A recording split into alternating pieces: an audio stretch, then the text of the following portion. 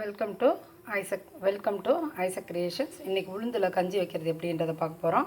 இதுக்கு தேவையான பொருள் உளுந்து ஊற வச்சு நம்ம கிரைண்டரில் அரைச்சி வச்சுக்கிட்டோம். அப்புறம் என்ன அப்படின்னா தேங்காய், நாட்டு சக்கரை, ஏலக்காய், இவ்வளோ தான் இதுக்கு தேவையான பொருட்கள். இவ்வளோ தான் இவ்வளோ தான் இதோட தேவையான பொருட்கள். இதில் செஞ்சு சாப்பிட்டோம் அப்படின்னா ரொம்ப நல்லாவும் இருக்கும்.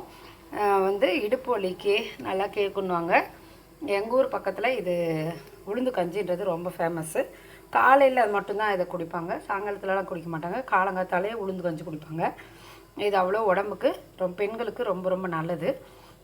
அவ்வளோ சத்தான உளுந்து கஞ்சி. ஆனால் எளிமையாக செய்கிறது எப்படி, ரொம்ப எளிமையானது தான். ஆனால் செஞ்சு சாப்பிடுங்க, உங்களுக்கு ரொம்ப ரொம்ப பிடிக்கும். உளுந்தை மட்டும் ஊற வச்சு கிரைண்டரில் அரைச்சிருங்க. வாங்க உளுந்து கஞ்சி எப்படி செய்யலான்னு பார்க்கலாம். எப்பயுமே அடி கனமான பாத்திரம் தான் செய்வாங்க. நம்ம அரைக்கிறத அப்படியே ஊற்ற வேணாம். இங்கே பாருங்கள், இவ்வளோ தண்ணியாக இருந்தால் தான் நல்லது. இது ரொம்ப பொங்கும். நீங்கள் பார்த்துக்கோங்க. இது கொஞ்சம் தண்ணி ஊற்றலாம், ஒன்றும் தப்பு இல்லை. பாருங்கள், இது எப்பயுமே அடி கனமான பாத்திரத்தை தான் செய்வாங்க. அலுமினிய பாத்திரத்தை தான் செய்வாங்க. அடி ரொம்ப பிடிக்குன்றதுனால நான் அலுமினிய பாத்திரம் முக்கால்வாசி முடிஞ்ச அளவுக்கு நான் யூஸ் பண்ண மாட்டேன். அப்படின்றதுனால நான் இந்த இரும்பு பாத்திரத்தில் செய்கிறேன். இது ரொம்ப அடி பிடிக்காது. கிண்டிக்கிட்டே இப்போ ஒன்றும் கிண்டணும்னு அவசியம் இல்லை. வெல்லம் போட்டோன்னே கொஞ்சம் கெட்டியானோடனே கிண்ட ஆரம்பிச்சிடணும். பாருங்கள்,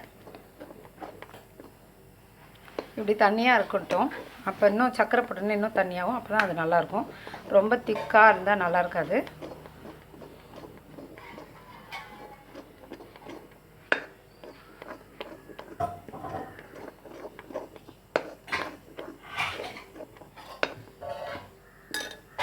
நம்ம எவ்வளோ தண்ணியாக காமிச்சோம், எவ்வளோ திக்காகிடுச்சின்ட்டு. இது இப்படி தான் திக்காகிடும்.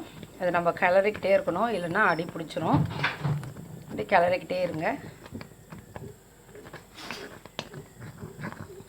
அடி பிடிக்கும். கொஞ்சம் சர்க்கரை போட்டோன்னே அது நீத்துரும்.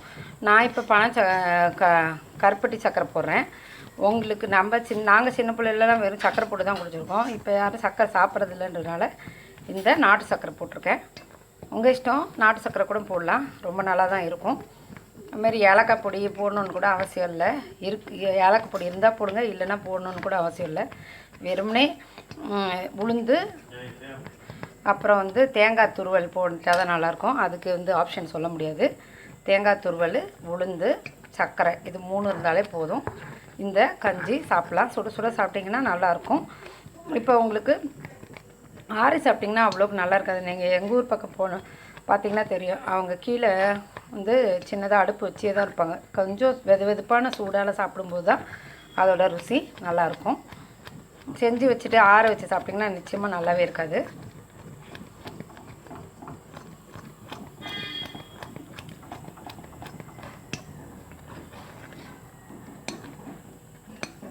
பாருங்கள், திக்காக தான் இருக்கும்.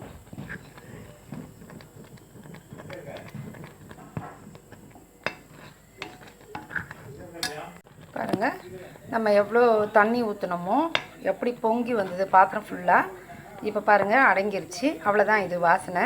இது அடங்கிருச்சுனாலே போதும். இதுக்கப்புறம் நம்ம வெல்லத்தை போட்டுடலாம். நம்ம எப்பயுமே பாத்திரம் கொஞ்சம் பெருசாக வைங்க, ஏன்னா அது பொங்கி வரும். பொங்கின்னு அடங்கிட்ட பிறகு நம்ம சர்க்கரையை போட்டுட்டா சரியாக போயிடும். இப்போ பொங்கி வந்துச்சு. இப்போ பாருங்கள், அடங்கிருச்சு. இங்கே பாருங்கள், எவ்வளோ பாத்திரமாக இருந்தாலும் இது கொஞ்சம் இப்படி அடி பிடிக்க தான் செய்யும். அதுக்காக தான் அலுமினிய பாத்திரத்தை செய்வாங்க. சில்வர் பாத்திரத்தில் ரொம்ப அடி பிடிச்சிரும். நான் தான் இதில் செஞ்சேன். இதில் ரொம்ப அடி பிடிக்காதுன்னு.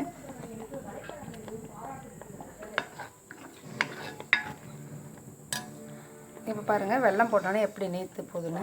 இங்கே பாருங்கள், நாட்டு சர்க்கரை போட்டோன்னே பாருங்கள் எப்படி நீத்து வந்தது, பார்த்தீங்களா? இன்னுமே கடையில் இன்னுமே தண்ணியாக விற்பாங்க. நம்ம வீட்டில் தானே இருக்கோன்றதுனால நம்ம கொஞ்சம் திக்காகவே சாப்பிட்டுக்கலாம்.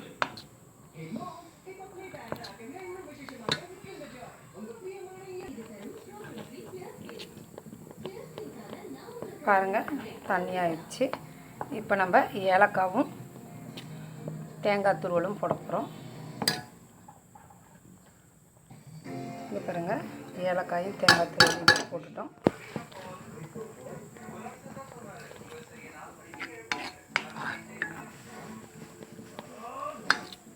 அவ்வளோதான். நம்ம கடையில் இன்னும் தண்ணியாக இருக்கும், இன்னும் தண்ணியாக ஊற்றுவாங்க. நம்ம வீட்டுக்குன்றதுனால நம்ம இவ்வளோ தண்ணி போதும், ரொம்ப தண்ணியாக வேணாம். அவ்வளோதான். இதோட ஆஃப் பண்ணிட்டு சூடாக சாப்பிட்லாம். ரொம்ப நல்லாயிருக்கும். ஆறி சாப்பிட்டா நல்லா இருக்காது, அதை பார்த்துக்கோங்க. கொஞ்சம் சூடாக வாய் பொறுக்கிற சூட்டில் சாப்பிட்டுக்கோங்க. பாருங்கள், சுவையான உளுந்து கஞ்சி ரெடி. இதை சூடாக சாப்பிட்றது ரொம்ப நல்லாயிருக்கும். இந்த வீடியோ பிடிச்சிருந்தா லைக் பண்ணுங்கள், ஷேர் பண்ணுங்கள், சப்ஸ்கிரைப் பண்ணுங்கள்.